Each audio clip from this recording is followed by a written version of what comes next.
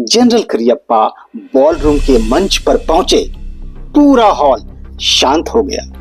सभी की निगाहें उन पर टिक गईं। गंभीर स्वर में उन्होंने कहा, हमारी किस्मत इतने लंबे समय तक एक रही है कि हमारी कहानी को अलग नहीं किया जा सकता। हम भाई थे, हम भाई हैं और हमेशा भाई ही रहेंगे। साथ बिताए गए इन वर्षों को हम कभी नहीं भूल पाएंगे। उनके शब्दों ने पूरे माहौल को भावुक कर दिया। कई अधिकारियों की आंखें नम हो गई। पाकिस्तान जाने वाले एक मेजर आगे बढ़े और जनरल करियप्पा को गले लगाते हुए बोले, सर, यह बिछड़ना बहुत दर्द देता है। करियप्पा ने मुस्कुराकर उत्तर दिया, दर्द इसलिए है क्योंकि हमारा रिश्ता गहरा है, लेकिन नई शुरुआत के बावजूद हमारी दोस्ती बनी रहनी चाहिए। पार्टी पूरे शबाब पर पहुंची। रात आगे बढ़ती रही। पुराने साथी युद्ध की कहानियां सुनाते रहे, हंसते रहे और कभी कभी चुप होकर भविष्य के बारे में सोचते रहे। किसी को अंदाजा नहीं था, बस कुछ ही दिनों के बाद यह दोस्त एक दूसरे के सामने युद्ध के मैदान में खड़े होंगे।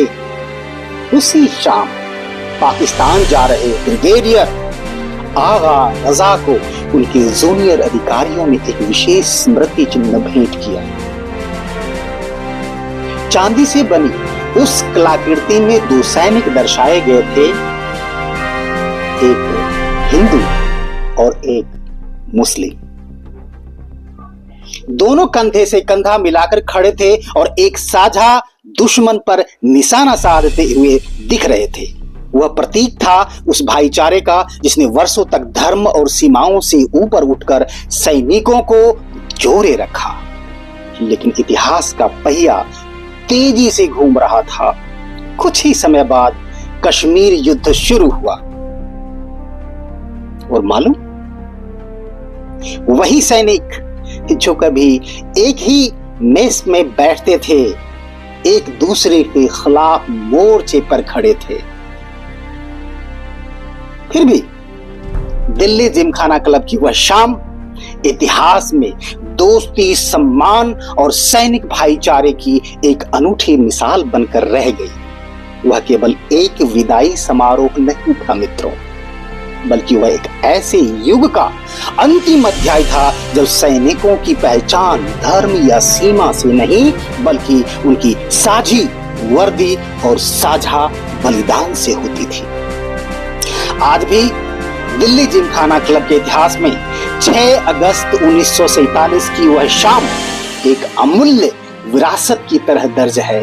एक ऐसी शाम जब बंटवारे से पहले आखिरी बार दोस्ती ने राजनीति और सीमाओं पर जीत हासिल की थी।